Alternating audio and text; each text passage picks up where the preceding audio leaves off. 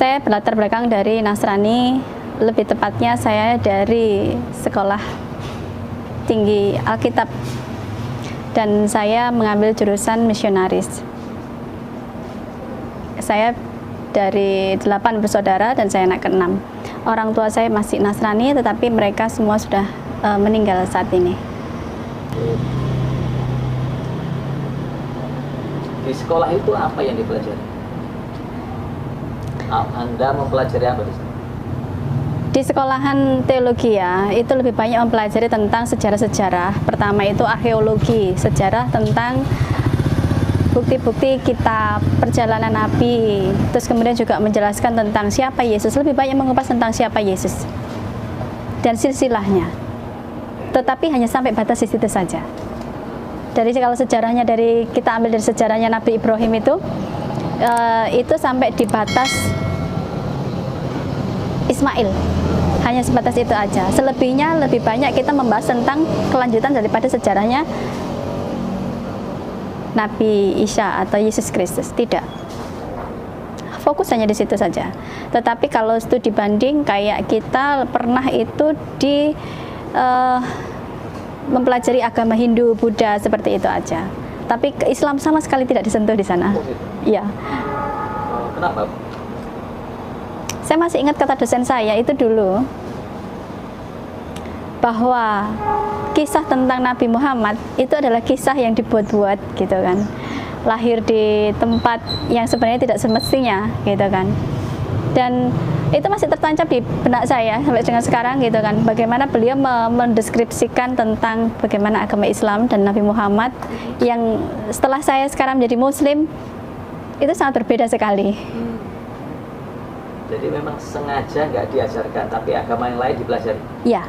Hanya Islam yang nggak dipelajari? Ya, Hindu, Buddha, kita dulu studi banding ke pura seperti itu, ke patung dewa, patung tidur itu ya. Nah, itu kita juga dulu ke sana, bertemu dengan biara-biaranya, kita ke sana.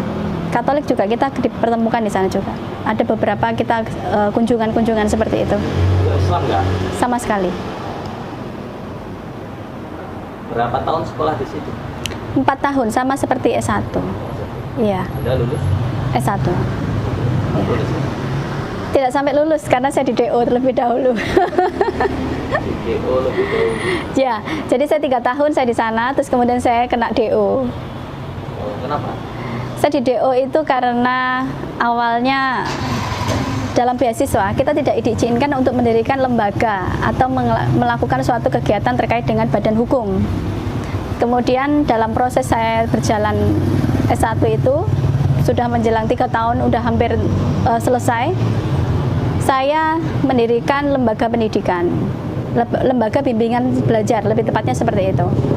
Terus kemudian saya tidak diizinkan dan saya suruh memilih antara lembaga bimbingan belajar atau saya melanjutkan kuliah. Saya mendirikan itu pada saat masa libur sekolah. Terus kemudian saya disuruh meminta mengambil pilihan, gitu kan. Dan sementara saat itu sudah berjalan dengan 53 pegawai yang tidak memungkinkan saya harus mengambil keputusan saya meninggalkan begitu saja, di mana letak moral saya, tanggung jawab saya terhadap mereka. Saya cuma minta dispensasi waktu 1 semester untuk saya melanjutkan bimbingan belajar ini, sembari setelah itu saya lepaskan gitu. Saya akan berikan kepada teman saya, tetapi yang terpampang nama saya dan foto saya bahwa nama saya pemilik daripada lembaga bimbingan ini tidak memiliki hubungan secara yuridis dan bla bla bla dengan sekolah tinggi tersebut gitu. Nah, sistem perkuliahannya, sistem pengajarannya seperti apa? Apakah saya dengar kok kalau ini nggak boleh bertanya bla bla gitu, hanya di doktrin apakah begitu sistem doktrin itu? Di sana itu kita lebih baik didoktrin tentang kristenisasi ya, gitu kan. Terlebih saya mengambil pada fokus di misionaris gitu. Jadi Senin sampai dengan Jumat kita akan ambil pelajaran. Jumat sore, siang itu sudah selesai, sore habis jam 1 gini, itu kita terjun ke lapangan di gereja-gereja seperti itu. Kalau misalnya jadi nanti fokusnya di situ akan mengalir gitu. Nanti kalau memang fokusnya dia di gereja sebagai gembala gereja, maka otomatis dia lebih banyak mengurus pada urusan pergerejaan. Tapi kalau memang misionaris, dia akan lebih banyak mengkristenisasi, gitu, mencari gembala-gembala yang Jadi hilang. tugas misionaris itu melakukan kristenisasi, Iya, lebih tepatnya seperti itu, mencari gembala yang hilang, bukan sebagai misionaris. menyebarkan ajaran agama Kristen. Lebih tepatnya kepada orang-orang yang tidak atau belum mengenal Kristen, seperti itu. Walaupun mereka sudah beragama. Sudah beragama, tapi kan mereka belum mengenal Kristen. Itu yang diajarkan. Atau mereka sudah Kristen tapi mereka tidak hilang kendali, seperti itu juga. Tapi lebih banyak kita saat itu saya lebih banyak menarik orang-orang Muslim KTP. Saya garis bawahi di sini. Saya tegaskan Muslim KTP. Karena apa? Karena sangat mudah untuk membawa mereka untuk masuk ke Kristen. Caranya? Lewat kehidupan seharian, budaya, lingkungan, dan kita mempelajari situ. Jadi misalnya contoh saat itu saya di daerah Blitar. Ada satu keluarga dan desa, mereka kebiasaan hidupnya itu ke sawah pagi atau mungkin berkebun. Nah, saya akan terjun ke mereka, mendatangi mereka selayaknya warga pada umumnya. Saya akan datang dan menyapa mereka. Kemudian pada hari pertama seperti bertahap ya, tidak langsung serta-merta gitu, enggak, bertahap. Dan itu membutuhkan waktu lumayan hampir setahun gitu. Sampai pada akhirnya sebagian orang dari desa itu menjadi Kristen. Ya, bertahap. Awalnya pasti perkenalan, kemudian saya membantu mereka. Kita bersikap baik selayaknya kita manusiawi aja gitu kan. Jadi ya bagaimana budaya mereka, ya kita ikutin budaya mereka. Ke sawah ya kita ikut ke sawah. Mereka berkebun ya kita ikut berkebun gitu kan, membantu apa pekerjaan mereka, kesehariannya mereka. Dari kondisi mereka merasa dibantu, kita menerima kondisi mereka, kita mendengarkan curhatan mereka, masalah mereka kita dengarkan semuanya. Itu membuat satu celah untuk kita diterima oleh. Anda digaji sebagai misionaris atau dananya dari? Digaji itu tidak, tapi difasilitasi iya. Dalam bentuk? Apa yang menjadi kebutuhan seorang misionaris? Contoh misalnya, berapa biaya kebutuhan saya, transport saya sampai ke titik lokasi, ongkos PP saya pulang, itu semua di cover. Kemudian untuk biaya makan itu semua pasti dijamin. Untuk tempat tinggal kita disediakan. Semua fasilitas kita disediakan. Jika memang ya hidup ya. Fasilitas hidup. Artinya tidak sampai susah gitu loh. Jadi kalaupun kamu menyebarkan agama ke arah satu penjuru sana, itu kita survei dulu di sana, kebutuhan kita apa, berapa transport ke sana, berapa yang naik line-nya, mungkin naik line atau mungkin perlu motor, perlu mobil, jangkauan kemana, berapa kilo, itu semua kita jelaskan pada titik awal survei. Kemudian kita ajukan dan dana itu akan dikeluarkan setiap kita akan mengarah ke lokasi tersebut. Dan itu tugasnya 1 minggu 1 kali, Jumat sampai dengan Minggu atau Ahad siang. Selesai acara kebaktian itu kita pulang. Biasanya berapa? Berapanya itu relatif, tergantung dari jarak jauh, dekat. Anda terima? Sesuai dengan nilai. Di situ letak kejujuran seorang misionaris ditekankan juga. Tidak boleh kita memainkan nilai nominal. Jadi seorang misionaris itu ditekankan adanya kegigihan, kejujuran, kesetiaan, dan sosial. Bagaimana kita bermasyarakat di masyarakat tersebut. Nah, untuk kehidupan pribadi nggak ada gaji tadi nggak? Tidak tercover di situ. Kan itu kan biaya dari untuk misionaris pada saat perjalanan kan. Untuk biaya hidup itu ada lagi yang di cover. Beda tapi beda lagi. Jadi kalau dari ini tadi kan untuk biaya proses praktek tugas itu kita di cover sama instansi pemerintah, instansi dari sekolahan gitu kan.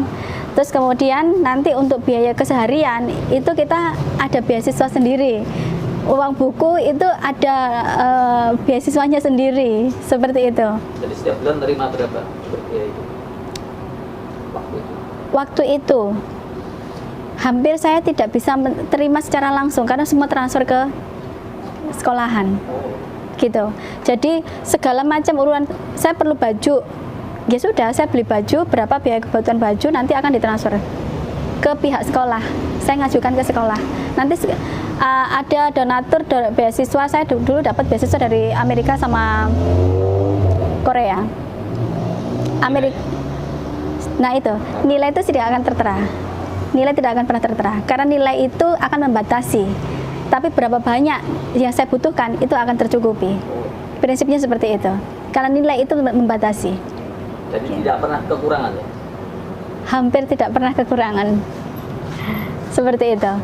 Yaitu tadi, tidak ada perjanjian nilai berapa yang saya butuhkan, tapi seberapa banyak yang saya perlukan akan disediakan. Seperti itu. Artinya sudah ada yang berhasil dimurtadkan. Saya? Ya, sudah ada yang berhasil Anda murtadkan. Ada. Berapa? Kata ada itu membuat saya bukan bahagia, tapi kata ada itu membuat saya menangis. Nyun sewu ya. Ada. Kalau dibilang berapa? Pernah itu saya masih ingat satu keluarga. Saya menyukai bidang bisnis. Awalnya seperti itu. Jadi ketika tadi saya mendirikan lembaga bimbingan, terus kemudian saya hijrah ke Jakarta, saya mengelola satu usaha juga di Jakarta tahun 2004 tepatnya. Dalam perjalanan bisnis saya itu kemudian saya mengalami kegagalan gitu. Saya pada akhirnya saya bertanya, ya Tuhan, gitu kan. Kalau di Nasrani itu kan kita berbicara sama Allah itu tidak menggunakan adab ya. Jadi lebih kayak kita ini sama Allah itu kayak kita ini teman. Kadang-kadang kalau kita benci bisa marah-marah sama Tuhan gitu kan. Nah itu, mungkin itu perbedaan. Setelah saya mengenal Islam itu banyak sekali diajarkan adab untuk kita menempatkan diri sebagai manusia dan siapa Allah buat kita gitu. Jadi pada saat kegagalan bisnis itu, akhirnya saya bertanya saat itu sama Tuhan gitu kan. Maaf saya pasti pakai bahasa perumpamaan di saat waktu itu. Ya Tuhan, apa yang engkau mau dari saya? Saat itu saya memang sendiri, posisi di Jakarta sendiri gitu. Dengan berbagai macam kegagalan bisnis yang saya jalani. Terus kemudian saya minta sama Tuhan, saya minta berikan saya petunjuk jika Tuhan itu masih sayang sama saya, gitu kan. Hadirkan kepadaku seorang keluarga yang bisa menerima saya apa adanya. Ibarat kayak nazar ya. Kemudian saya dipertemukan, ya panjang perjalanan, pada akhirnya singkat ceritanya saya dipertemukan pada salah satu keluarga yang sangat sederhana. Bukan orang kaya, bukan orang dari keluarga terpandang juga bukan. Keluarga yang sangat sederhana, dia bukan siapa-siapa, tinggalnya di tengah pematang sawah. Bukan petani? Bukan juga. Dia hanya punya tanah, sepetak tanah yang ditempati itu aja. Tanah di sekitarnya sawah itu bukan milik dia, itu milik orang lain. Dan saya datang ke rumah dia itu lihat pematang saya cuma sepenggal 2 kaki itu aja. Saya datang ke situ, dan dibawa teman saya. Sekarang teman saya sudah meninggal. Semoga diberikan kemudahan bagi beliau. Nah, saya diperkenalkan di situ, saya dibawa ke situ dari keluarga tersebut. Awalnya ya kita perkenalan biasa. Pada pertemuan berikutnya saya merasa bahwa ada yang berbeda di keluarga ini. Seperti saya merasa diterima di keluarga tersebut, sehingga saya akhirnya meminta kepada keluarga itu untuk apakah boleh saya tinggal di sini, gitu. Dan mereka sekeluarga merundingkan, minta waktu 1 hari, besoknya memberikan jawaban kepada saya bahwa mereka menerima. Saya tinggal di situ karena saya sudah berhenti dari pekerjaan saya, dari bisnis saya yang gagal. Itu saya habis keluar dari rumah sakit karena saya habis bangkrut. Kemudian saya masuk rumah sakit dan saya pergi ke rumah itu. Rumah sakit apa? Membuat saya akhirnya mencari Allah, mencari Tuhan saya di mana gitu kan. Ya akhirnya saya dibawalah keluarga itu dan keluarga itu menerima saya. Keluarga itu tidak menekankan saya harus saya menerima Islam, tidak. Dia hanya bilang kamu boleh tinggal di tempat ini, tapi di sini keluarganya keluarga Muslim. Apakah kamu mau, gitu kan? Saya bilang enggak masalah, dan saya tidak memaksa kamu harus Islam kok. Itu pilihan kamu, gitu. Tapi dalam keseharian saya diajarkan tentang bagaimana caranya hidup Islam.